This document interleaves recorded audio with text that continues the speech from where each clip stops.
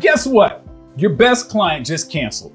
So what do? You've just lost tens of thousands of dollars of annual revenue. And not only that, you anticipate a domino effect because they were a pretty big client for you. Now you're forced to scramble to figure out what exactly the impact will be on your business. So today, I'm going to show you how exactly to avoid this in your business. How can you retain your biggest clients and avoid the surprises like this in the future?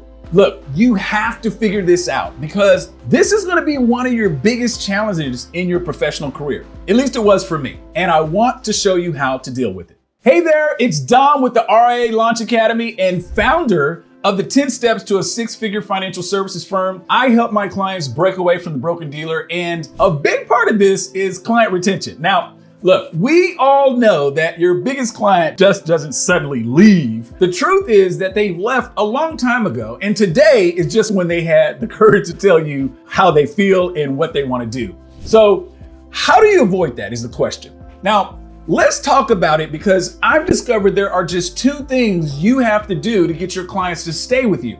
And here they are. The first is you have to show them the real you. What do I mean by this? Well, I've found that my clients have stayed when I show them the real Dominique. You know, as advisors, we tend to kind of lean into our training a bit much, a little rough around the edges.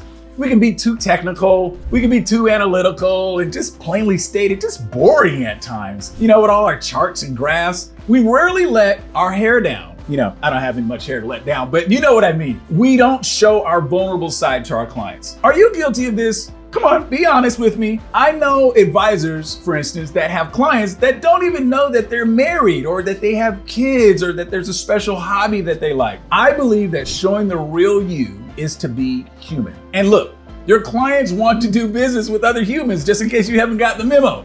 Rather than always sharing posts about financial topics, perhaps change it up with some personal things. And you don't have to do this just on social media. You can add the personal touch with cards that you send for their birthdays or holidays, things like that. And here's a bonus point. If you're sending cards, don't use stock photos.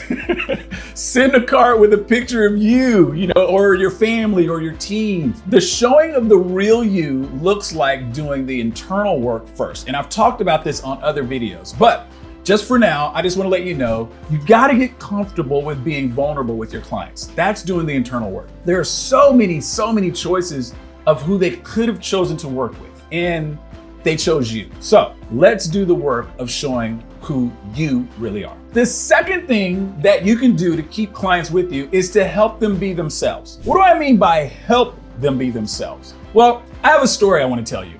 And it's about Mr. and Mrs. S. And I remember when I started working with them, it was kind of weird because, he's a little older than her. He's already retired. She's getting to that stage, but she was having a lot of dissatisfaction in her current job, stressed out, anxiety, all these things. And so they come to me and we start working together. Now, I want you to know that Mr. S hardly shows up for the meetings, right? He pops in sometimes, maybe not, but it's mostly me and Mrs. S. What happened was, about a year into the relationship, he comes in and he's getting ready to head off to an errand or something. And he said, and it's on his birthday, I remember this. He says, Dominique, I want to just let you know that we are so grateful for the work that you've been doing with our family. I've noticed in Mrs. S that there has been a change. She's lighter, she's less stressed out, she's less anxious. And I think this is all a result of, you starting to work with our family. And that was it. He left the meeting just as he normally does, and he went to go do his thing.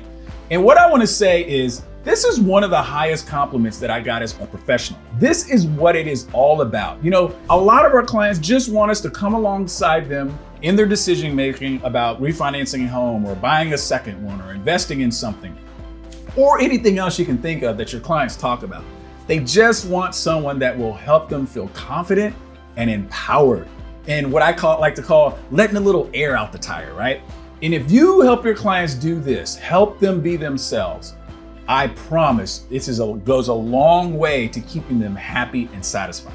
So now that you know what it's going to take to keep your clients loyal to you, how are you going to change things in your firm or your practice? I'd love to hear how you plan to use this in your business. I have to remind you though, that this is part of a 3-part framework that will help you explode your business as a financial professional. If you're looking to get more leads or even increase the wallet share from your clients, I invite you to check out some of the other videos on this channel where I go into a lot more detail on just how to do that.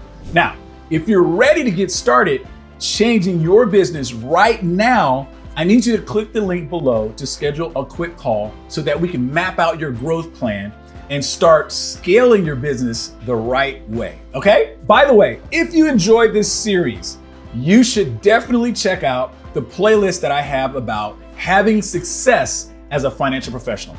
I'll see you in the next video.